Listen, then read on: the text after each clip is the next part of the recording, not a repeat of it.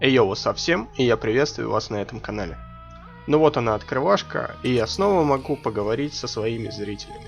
Скорее всего, вы ждете каких-нибудь шуточек, но шуток не будет. Знаете, я хотел бы потратить время на то, чтобы обсудить насущные проблемы.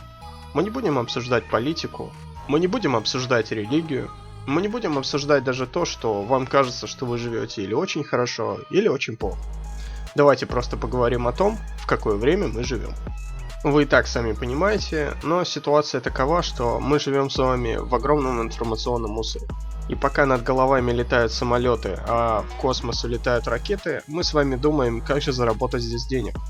Как же поднять бабла, спросите вы? Вы смотрите на кандидата наук, который стоит в переходе и не получает даже и 10 тысяч в месяц. Но тут вы снова отвлекаетесь на ваш девайс и видите там какую-то молодую девушку или, возможно, амбициозного парня, который в месяц получает более 1 миллиона. Он получает эти деньги не за какие-то применимые знания. Он получает эти деньги за набор бесполезных навыков, которые он придумал сам или содрал у кого-то. Все это сильно отвлекает тебя и туманит твой разум. И ты, довольный, платишь ему за это. Платишь ему своим временем. То время, которое ты мог бы потратить на изучение чего-то и стать кем-то, для того, чтобы потом, заработав, правильно вложить эти деньги. Но вместо этого мы выбираем простой путь. Тщательно выбрав себе кумира в сети, мы пытаемся повторить его успех. Но так сложилось, что мы находимся с вами в культе потребления, и этот культ уже не исправить. Сегодня вы смотрите на одного, он получает миллионы, завтра вы смотрите на другого. И он, соответственно, тоже получает миллионы. Вы потратили свое время и не заработали свой миллион. Вы ничему не научились, а тот, на кого вы смотрели, смело отправляется в помойку. И за ним, из этой же помойки, вылазит новая звезда, чтобы повеселить вас, чтобы вы посмеялись, похохотали. Чтобы лет 40 вы посмотрели на себя и подумали: боже, все, что я делал, это смеялся. Смеялся над тем, что сейчас уже не актуально. Ведь в этом нету ничего настоящего. Ни настоящей комедии, ни настоящей музыки. Теперь в этом даже и нету настоящего сарказма. Вы готовы к такому? Я нет.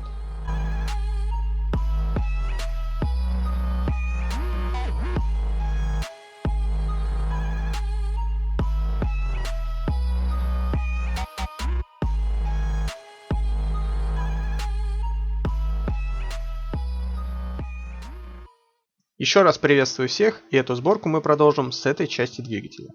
Первое, что мы установим с вами с этой стороны, это храповая шестерня механизма переключения передач. Она устанавливается у нас с вами прямо на копирный вал. Перед тем, как установить нашу храповую шестерню, я произвел замену. Обосную это тем, что с контрактного двигателя храповая шестерня выглядела более аккуратно. Та, что слева, это и есть та шестерня, которую мы с вами поставим. Она с контрактного двигателя. Также замене подверглась лапка вала механизма переключения передач. Причина замены точно такая же, как и у храповой шестерни. Они все в рабочем состоянии, просто я решил поставить те, что поаккуратнее. Сам вал я менять не стал, я просто перекинул на него лапу. По той причине, что у каждого двигателя длина вала определенная, и будьте с этим аккуратнее. Также замене подвергся фиксатор барабана механизма переключения передач. Примерно по такой же причине, но тут вот на этом фиксаторе можно заметить, что детали вообще в принципе сделаны качественно. Этот самый фиксатор мы и будем ставить первым. Если первым поставить храповую шестерню, то вы потом никак не подгоните этот фиксатор, потому что у него очень тугая пружина. Для того, чтобы его установить, берете сам фиксатор, вставляем в него болт и его пружину.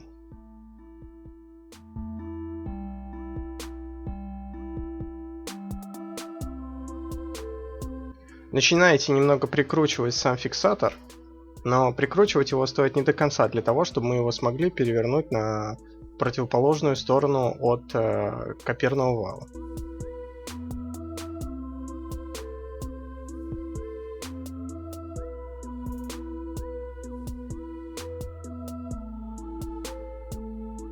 Для того, чтобы перевернуть его на ту сторону, где он должен стоять, подденьте его чем-нибудь и передвиньте. Сразу на свое место он не станет, так как здесь сразу начнет упираться в нижнюю часть картера его пружина. Чуть-чуть подтяните его, чтобы он не соскочил. Здесь я зачем-то применил силу при заворачивании. Не знаю, возможно, у меня вселился бес. Но вы так не делаете. Ничего страшного, конечно, он уже как бы на своей высоте, но пока это не нужно. Теперь давайте поставим храповую шестерню. Перед тем, как ее поставить, вставьте в нее цилиндр, который будет фиксировать эту храповую шестерню и копирный вал между собой. Закручивается он обычным болтом на 8. И перед тем, как затянуть его полностью, необходимо подогнать фиксатор и саму шестерню.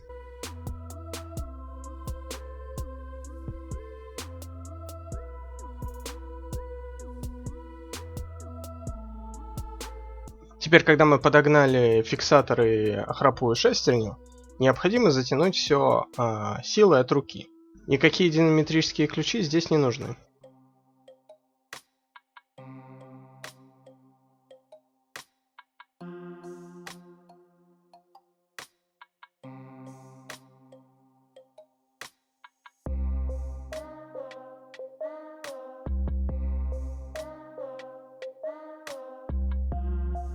Для того, чтобы сделать небольшое усилие на закручивание, упритесь большим пальцем в стартер. И этого усилия будет достаточно для того, чтобы закрутить болт храповой шестерни и для того, чтобы закрутить болт фиксатора.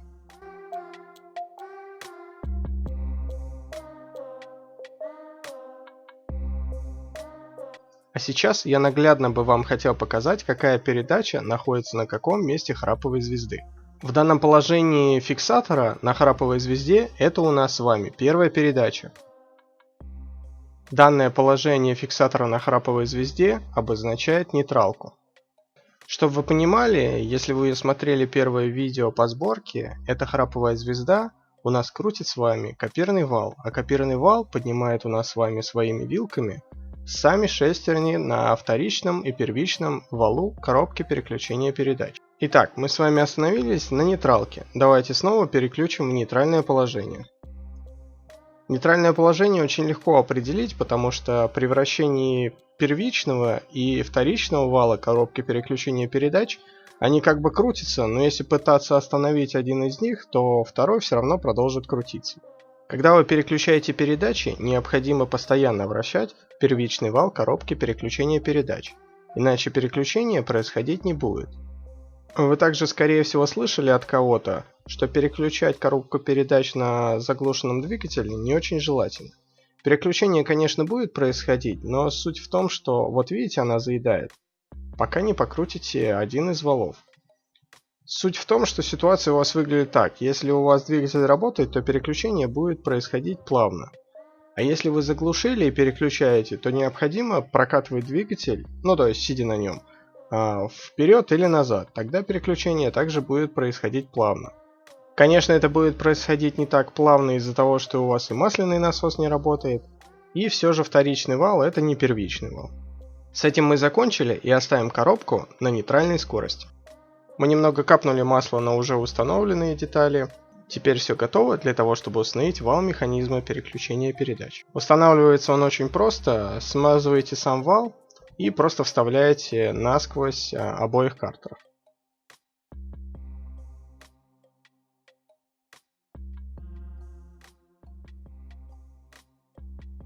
Для того, чтобы его закрепить как-то дополнительно, ничего не требуется. Он так и должен здесь стоять. Итак, мы с вами установили вал-механизм переключения передач. И перед тем, как установить следующие агрегаты, давайте смажем все три подшипника, которые у нас держат балансер-вал, коленвал и первичный вал коробки переключения передач.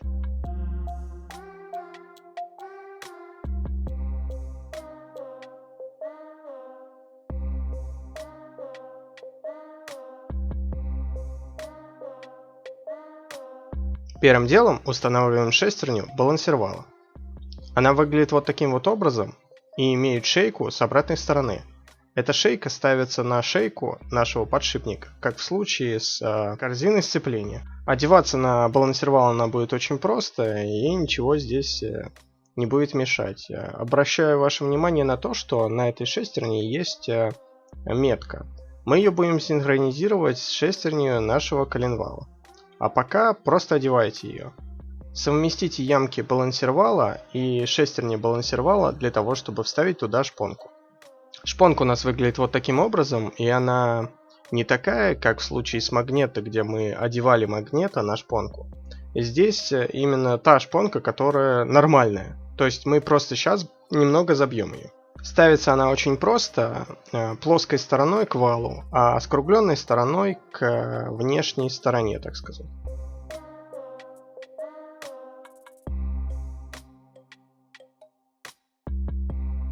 Теперь, когда мы ставили шпонку, шестерня на балансировале крутиться не будет. Она будет крутиться вместе с балансировалом.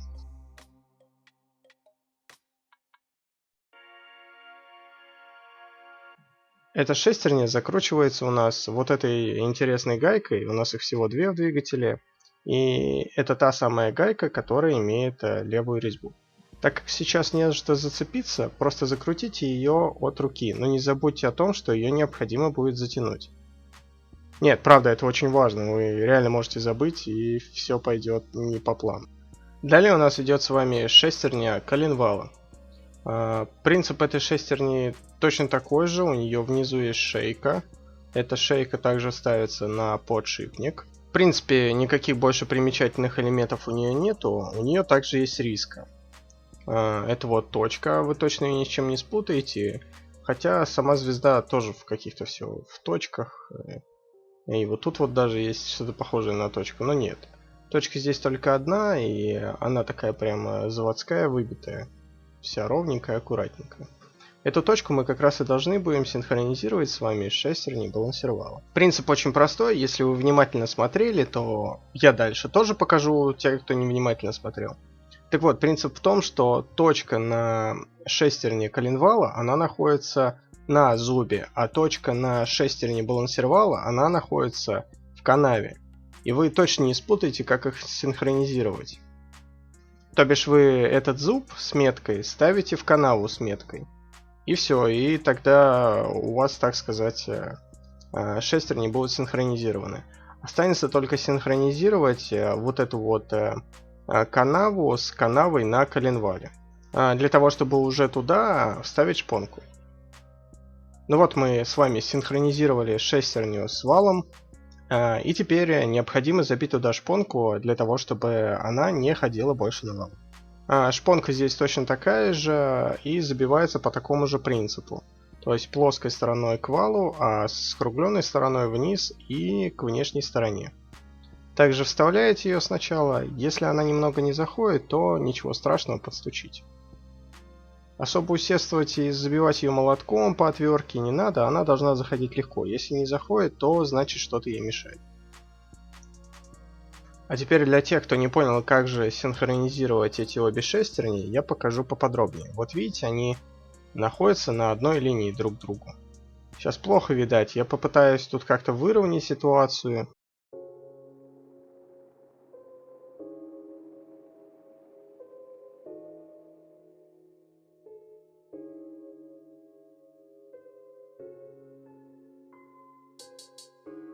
Вот получается точка на зубе.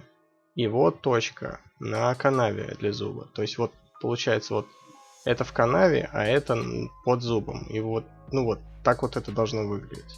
Вы точно поймете, что правильно сделали, потому что здесь или они синхронизированы, или они действительно в разные стороны смотрят. Это будет понятно. Следующая деталь хоть и маленькая, но очень важная для нас с вами деталь, потому что это та шестерня, которая приводит в движение нашу коробку переключения передач. Вот эта вот шейка, она должна быть сверху. Сама шестерня ставится на вал любым способом, то есть как бы вы тут ни крутили, она будет стоять правильно. Просто ставить ее, синхронизировать ее ни с чем не надо. Отвечу сразу же на вопрос, зачем здесь эта риска. Следующая шестерня, которая будет одеваться на этот вал, это шестерня, которая идет в зацеп с цепью нашего масляного насоса. Так как эта шестерня будет прижиматься дальше нашим фильтром центрифугой, она встает вот в эту риску и как бы противится сдавливанию.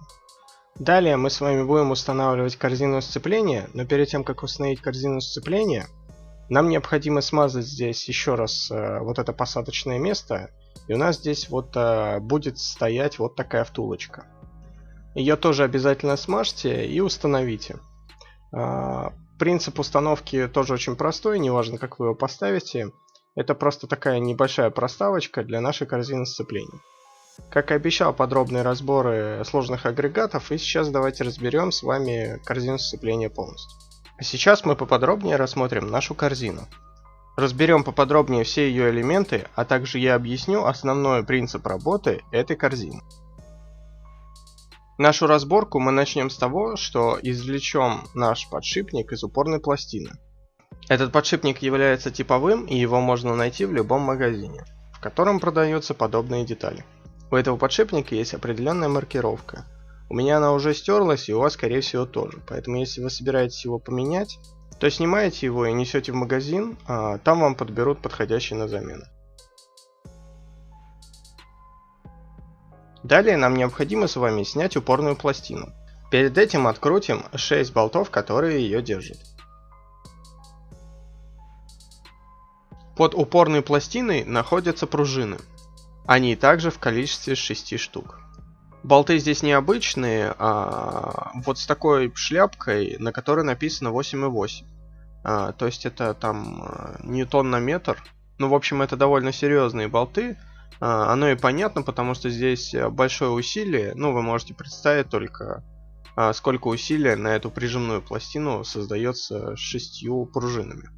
Суть в том, что они довольно серьезные, не заморачивайтесь там ни с текучестью, ни с этим. В общем, 8,8. Сама прижимная пластина имеет посадочные места под эти самые пружины.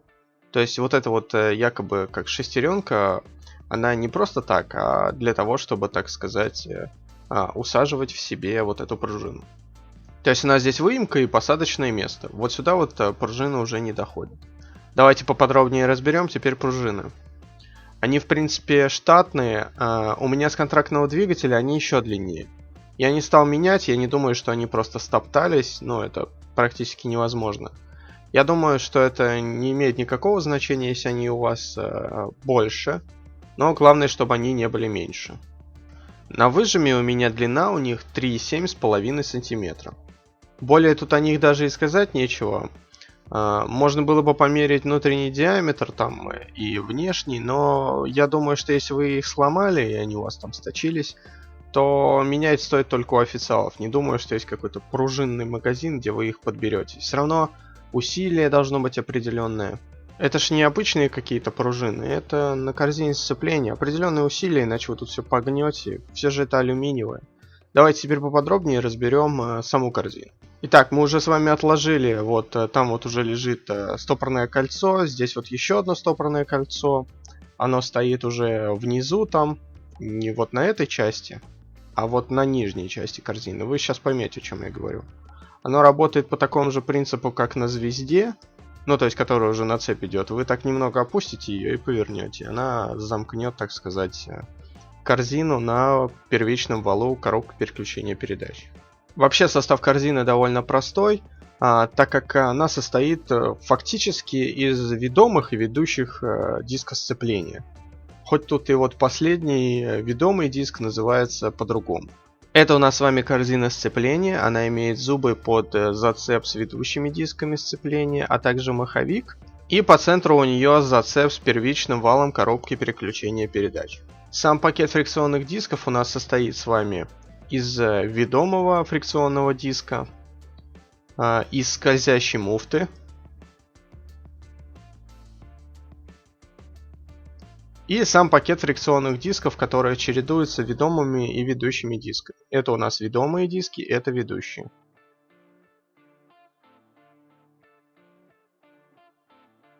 Итак, мы полностью ее разобрали, и теперь давайте посмотрим, как она работает. Еще хотелось бы разобрать отдельно ведомый и ведущий диск. В принципе, по форме они все одинаковые. Отличаются они лишь тем, что у ведомого диска, как у этих двух, гладкая поверхность. Также ведомые диски обладают зацепом по внутренней стороне. То есть зубы у них вот идут в зацеп с основным ведомым диском. Ведущие же диски уже имеют зацеп с самой корзиной сцепления, так как у них зубы идут на внешнюю сторону. Количество ведомых дисков у нас 6. 5 дисков и один основной. Ведущих дисков у нас также 6, но вся шестерка находится в пакете фрикционных дисков. Чтобы вы понимали, за что зацепляются ведомые диски, они зацепляются за главный ведомый диск своими зубами, то есть внутренней стороной. А их уже в свою очередь раскручивает ведущий диск. Замыкает у нас с вами пакет скользящая муфта. Своими зубами она также идет в зацеп с главным ведомым диском и фактически является седьмым замыкающим ведомым диском.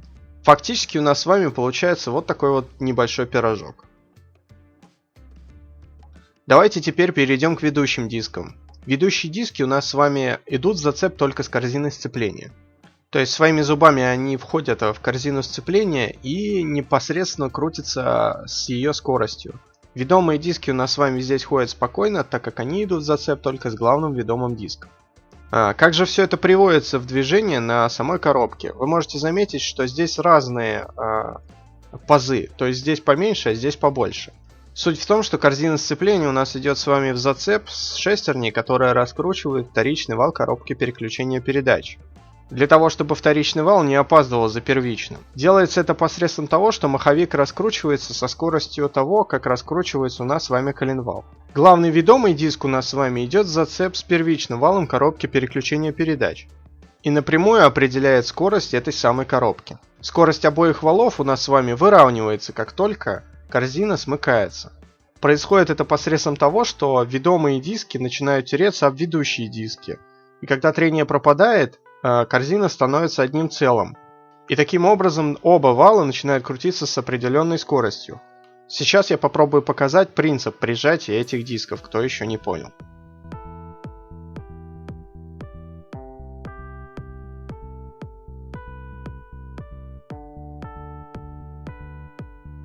Итак, пакет мы с вами собрали, давайте замкнем это все скользящей муфтой. Напоминаю, что скользящая муфта, как и ведомый диск, у нас с вами прикасается к ведущему диску.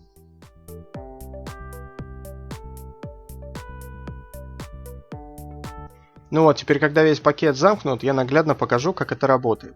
Напоминаю, что вот эти зубы идут в зацеп самой корзины сцепления, которая крутится у нас посредством маховика от коленвала. А ведомые диски у нас с вами крутятся только посредством того, что крутится корзина. Но если диски разжаты, то и ведомый диск крутиться не будет. А диски сжимаются у нас с вами, когда мы с вами корзину сцепления собираем. То есть в спокойном состоянии, пока вы ее не трогаете, она сжата и работает как одно целое.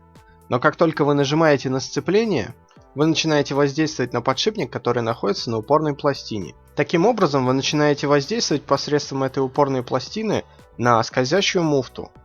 То есть вот он, этот подшипник, и вы на него нажимаете.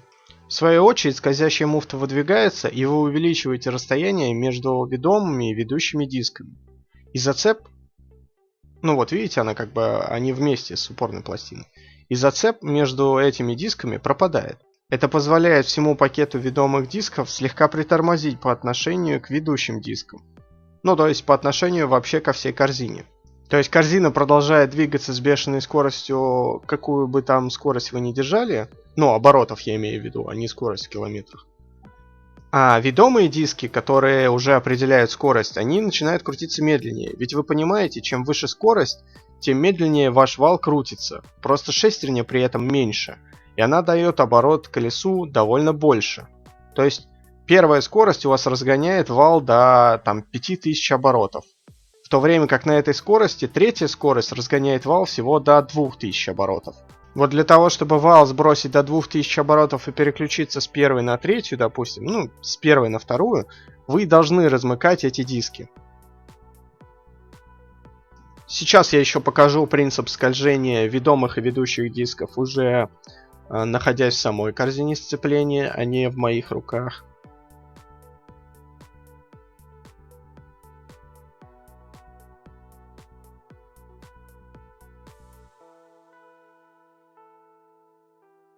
То есть вот ведущие диски идут в зацеп с корзиной, а ведомые диски между ними крутятся. Как раз вот этот момент и позволяет вам переключать на более высокие передачи, а также на более низкие. Ну, соответственно. Ну вот я наглядно и показал вам, как работает корзина сцепления в данном двигателе. В принципе, я думаю, что вопросов не должно было остаться, а если они остались, то просто пересмотрите. Если вы не понимаете сам принцип переключения передач, то, скорее всего, сначала вам лучше разобрать вообще работу коробки и двигателя на какой-нибудь классической модели автомобильной, а уже потом переходить к мотоциклу, потому что мотоцикл это все-таки аналогия к машинам все же. То есть, тут позаимствованные детали и позаимствованный принцип. Но он все равно такой довольно костыльный, потому что здесь идет счет на то, чтобы сделать меньше, чтобы впихнуть это в мотоцикл. Ну, то есть на машине вам будет более понятно, потому что места там не так мало, и каждому агрегату, так сказать, уделено определенное место. А почему классические модели я посоветовал? Потому что в классических моделях все довольно просто. То есть вы точно там точно, если это кулиса, то она выглядит как огромная кулиса просто, и вы сразу поймете. Если вы начнете сейчас лезть в роботы и автомат каких-нибудь иномарок, то там китайцы постарались сделать все довольно замудренно, потому что европейцы им заплатили, и, в общем, вы все равно ничего не поймете. Лучше возьмите, посмотрите, как все работает в шестерке или в копейке, и тогда вы все поймете и здесь. Общий принцип просто, я вот о чем.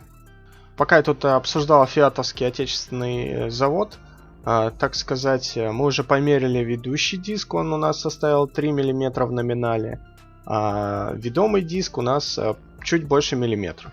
В принципе, ведомые диски обычно не стираются, стираются ведущие диски. Вы это поймете, потому что, видите, он весь такой вот в этих бугорочках, что-то типа фрикционов, чтобы масло выходило, ведь у нас это в масляном, так сказать, масляной ванне.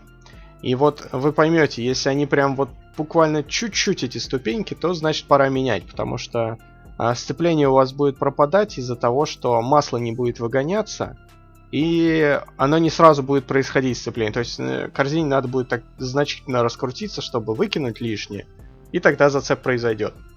Я сказал это так, как будто это не так уж и обязательно, и плевать, пускай она там расплевывает масло, и все будет работать. Но нет. Если у вас ведущие диски не будут выполнять вот эту роль раскидывания масла в той роли, которой они должны это делать, то на скорости вы просто будете терять половину мощности, и я бы даже сказал, вы просто будете насиловать двигатель, на мотоцикл нифига ехать не будет.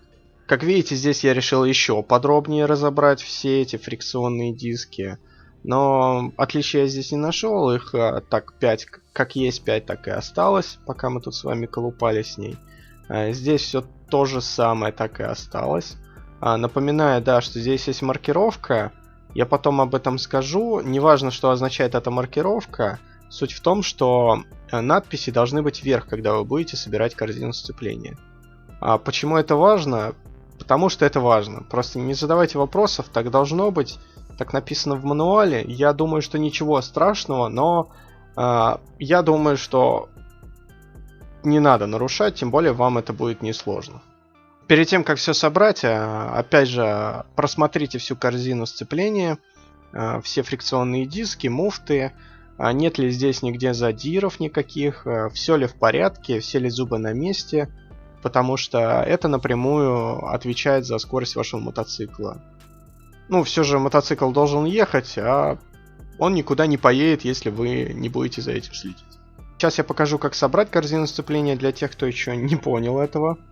Итак, у нас первым идет ведущий диск, потом ведомый диск. Все это сразу же выравнивается, и дальше они просто чередуются. Последний ведущий диск у нас с вами идет в зацеп с последними зубами, с поворотом где-то градусов на 15.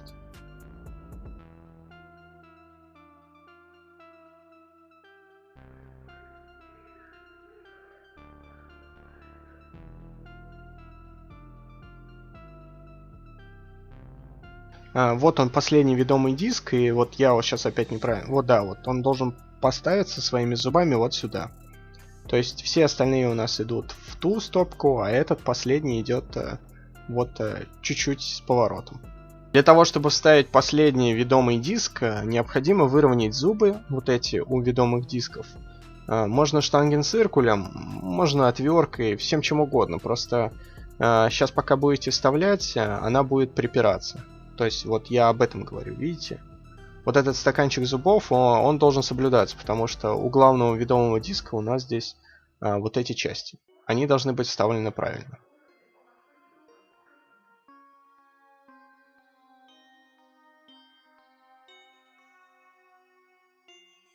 Итак, вот вставили мы с вами последний ведомый диск, и в принципе вся корзина собрана.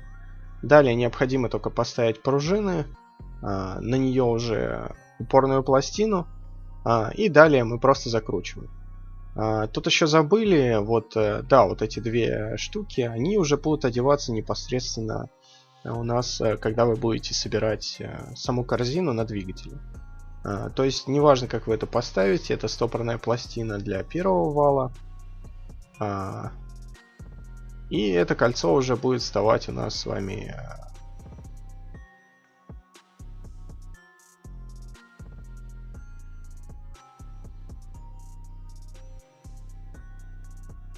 Так вот, это кольцо у нас с вами уже будет вот здесь замыкать саму корзину. Потому что корзина будет ходить, когда вы будете нажимать. И она также на валу будет как бы двигаться. В принципе, я думаю, я сказал даже больше, чем нужно. Это немножечко затянулось. Тут эту корзину все облизали, облапали, обшарили. Но, несмотря на то, что близится как бы конец этого разбора, но я хотел бы еще поговорить о том, какие детали мы тут с вами заменим. Суть замены в том, что у меня просто с контрактного двигателя более качественные детали есть. Те проблемы, которые я сейчас буду показывать, они не совсем критические, но если у вас есть возможность поменять, так как вы разобрали двигатель, то почему бы этого не сделать? Здесь вот я говорю о том, что на этих зубах появилась сильная выработка, и ведущие диски, которые ходят на ней, они зацепляются. Возможно, это не так заметно во время работы, но так как двигатель я не планирую разбирать далее, как там, ну вот сколько он проходит, то необходимо произвести замену для того, чтобы больше об этом не думать. В случае с деталями с контрактного двигателя мы имеем небольшие изменения в маркировке. В принципе, это не очень критично, так как во всем остальном эта деталь точно такая же. Здесь вот точно такая же маркировка, написано Chansung какой-то. Но вот эта вот часть на зубах выработки, они гораздо меньше. Честно говоря, почему я считаю эти детали более качественными? Потому что этот контрактный двигатель пришел мне практически мертвый от человека, который практически не следил за ним. И этот двигатель проездил больше, чем мой. То есть фактически эти детали выдержали раза в 3 больше нагрузку и раза в 3 больше ездили, и так или иначе остались в довольно отличном состоянии по отношению к моим деталям. Здесь я уже произвел замену муфты, потому что вот проблема китайцев в том, что пружины прижимаются слишком сильно к вот этим столбикам и ставят на них такие небольшие метки. К чему это приводит? К тому, что вот этот главный ведомый диск, когда ходит вот по этим столбикам, он начинает за них зацепляться. Ведомый диск также подлежит замене, потому что хоть и визуально они в принципе вообще в одинаковом состоянии, не сильно подверглись каким-то деформациям, просто я решил уж соблюсти сборку одной фирмы. Просто почему бы и нет. Также я решил заменить болты по той же причине, потому что здесь стоят логотипы одной фирмы. То есть здесь на болтах стоит просто 8.8, а здесь вот этот вот логотип Chansung, я так подразумеваю. Визуально они еще отличаются цветом, но я не думаю, что это уж прям что-то означает. Я думаю, практически ничего это не означает. Далее у нас с вами подлежит замене упорная пластина. Здесь я заметил небольшие отличия. Ну, подшипник здесь, конечно же, уже мертвый. Я говорил о том, что этот двигатель использовался в довольно странных условиях. Так вот, суть этой упорной пластины в том, что я заметил на ней более качественные грани. В принципе, они по весу такие же одинаковые, но вот вся вот эта выплавка, выработка, она довольно плавная. То есть, возможно, на камере этого незаметно, но я уверяю вас, то, что здесь вот, да, кстати, опять этот логотип Чансунга есть. Я уверяю вас в том, что, ну вот, визуально эта деталь кажется гораздо качественнее. Поэтому я ее и поставил, честно говоря. Сами фрикционные диски, ну, конечно же, сами фрикционные диски я ставить не стал, потому что, ну, вот это, кстати, как раз тот самый пример того, что они стерты. Вот эти вот, видите, грани, они практически вровень идут с вот этими канавками для выброса, так сказать, масла. Они, конечно, еще походят 1002, но уже все, этот диск готовый. Вот, кстати, про фрикционные диски тоже хотел бы сказать. На камере вряд ли заметите, но даже печати на фрикционных дисках выглядит довольно качественно. Вот смотрите, это 103 на моем диске и 103 на вот этом. Видите, он более плавный, какой-то более качественный. Но менять мы все равно не будем, потому что функционально он уже утерял свои свойства. Можно было бы поменять, конечно, ведомые диски, но, знаете, я тут крутил их, вертел. Вот сейчас, наверное, да, буду крутить, вертеть. Визуально они вообще ничем не отличаются. Я даже, по-моему, померил их по толщине, они никак не стираются. То есть, за что вы можете не беспокоиться, это за ведомые диски. Так что, если у вас есть проблема только с ведущими, то можете поменять только ведущие в своей корзине сцепления. Ведомые у вас как были в отличном состоянии, так и останутся. Они, по-моему, из стали, и ничего и не будет. В принципе, мы произвели полную замену корзины. Вы поняли, что я это сделал просто по той причине, что у меня она была. Если бы я ее оставил, то ничего страшного. Ну вот так вот неожиданно и наступил конец этого видео. Итак, мы с вами разобрали наконец-то последний сложный агрегат в данном двигателе. Я благодарен всем, кто подписывается, ставит лайки и дизлайки, потому что вы должны понимать, что на маленьком канале это очень сильно заметно. Если вы ставите дизлайк или лайк, не так, как на миллионнике. Поэтому вы вносите вклад в развитие этого канала напрямую. И это заметно. Так что до скорой встречи. Всем был рад. Пока.